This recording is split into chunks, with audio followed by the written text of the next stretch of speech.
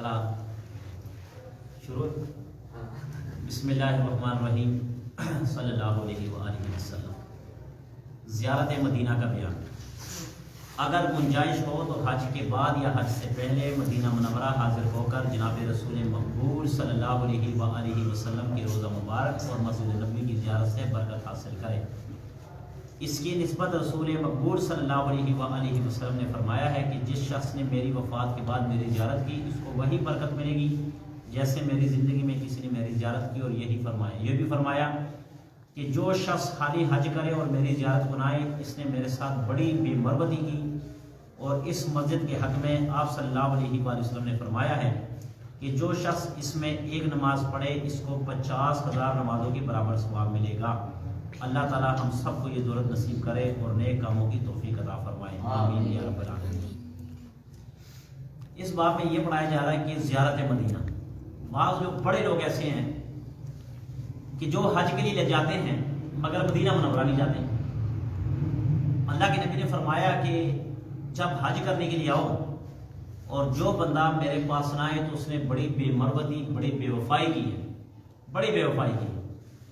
اور آپ نے یہ فرمایا کہ جس طرح میری زندگی میں مجھ سے لوگ فیض حاصل کرتے تھے اور لوگ آتے تھے میرا فیض ویسے ہی عام ہے کہ جیسے زندگی میں عام تھا ایسے ہی دنیا میں سے جانے کے بعد بھی عام ہے. مگر یاد رکھنا یہ ایک آنکھوں کے سامنے صرف آپ صلی اللہ علیہ وسلم وفات ہے. باقی یہ کہتے ہیں کہ اللہ کے نبی مردہ ہے وہ نہیں سنتے نہیں. یہ بات غلط ہے.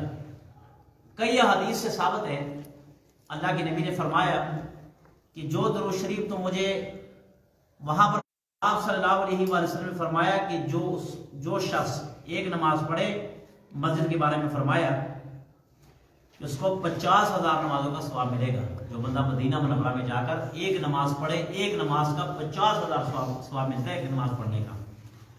اسی کے ضمن میں یہ جو بچے اور بچیاں عالمہ بنتی ہیں ان کے درس نظامی میں ایک کتاب ہے رابعہ 4 درجے میں پڑھائی جاتی ہے. شرح جامی اس کو کہتے ہیں.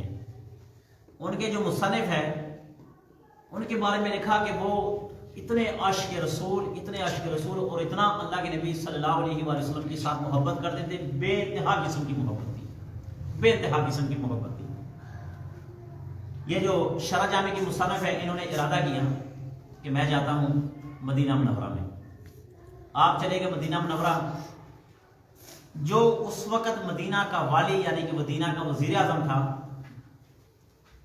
اللہ کے نبی صلی اللہ علیہ وآلہ وسلم اس کے خواب میں آئے اور آپ نے فرمایا کہ اس طرح ایک آدمی آ رہا ہے اس طرح اس کی شکل و صورت ہوگی یہ اس آدمی کا روپ ہوگا یہ قد ہوگا اس کو مدینے کے اندر نہیں آنے دینا. ہے عاشق رسول اللہ کے نبی کے ساتھ اٹل قسم کا محبت کرنے والا اللہ کے نبی کی ایک ایک سنت کو اپنی زندگی میں لانے والا کبھی اس نے نہیں چھوڑی اللہ کے نبی کی سنت. اور عجیب بات ہے اللہ کے نبی کے اس آدمی کے خواب میں گئے اور کہا کہ اس آدمی کو مدینہ نہیں آنے دینا. اچھا وہ والی ہوا اس نے صبح اعلان کر دیا دروازے پر خود کھڑا ہو کر بتایا کہ اس طرح ایک آدمی آئے گا اس کو مدینہ منورہ کے اندر نہیں آنے دینا. اگر مدینہ منورہ کے اندر آ جائے تو آپ صلی اللہ علیہ وسلم کے قبر مبارک کے پاس نہیں آنے دینا. اسی حلیہ کا آدمی اس والی کی نظر اس آدمی پر پڑ گئی. اس نے اس کو پکڑ لیا ہاتھ سے کہا آپ کو اجازت نہیں باقی سب آ سکتے. اس کو بھیج دیا واپس.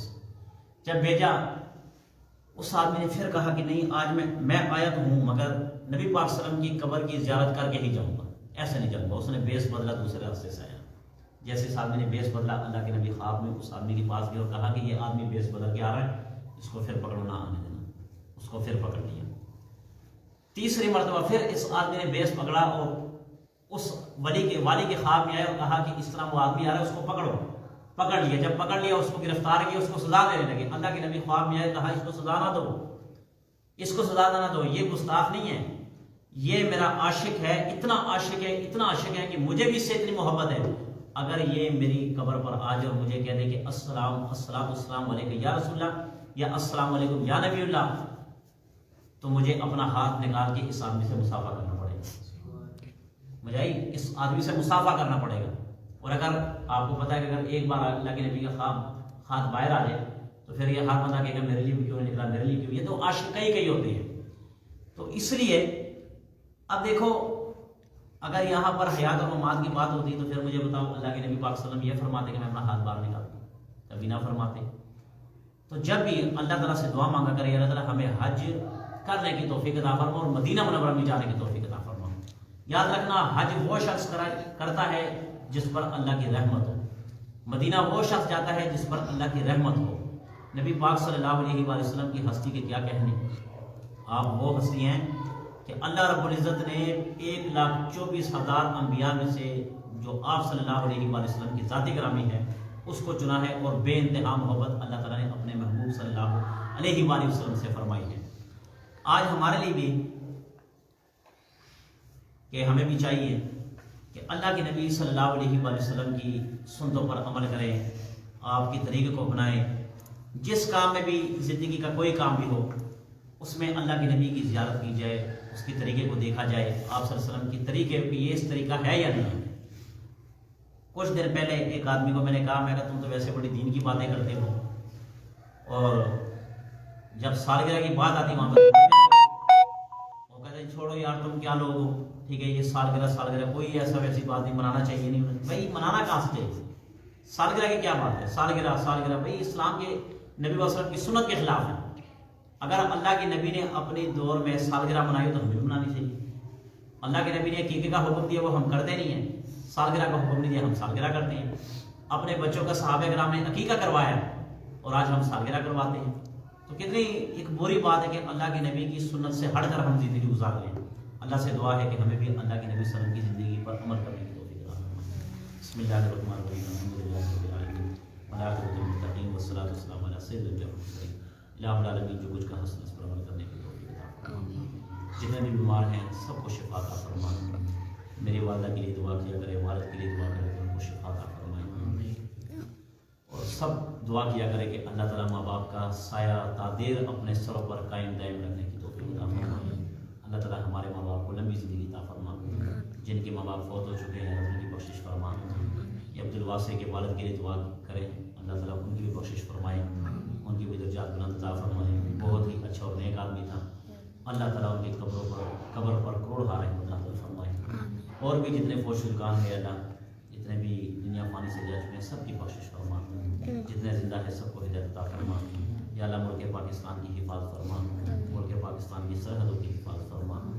الہ العالمین جب آخری وقت کو عالم نزاع ہوئی برکت کرما, لا الہ الا اللہ محمد رسول اللہ ہماری زبان پر جاری و ساری فرما. آمین.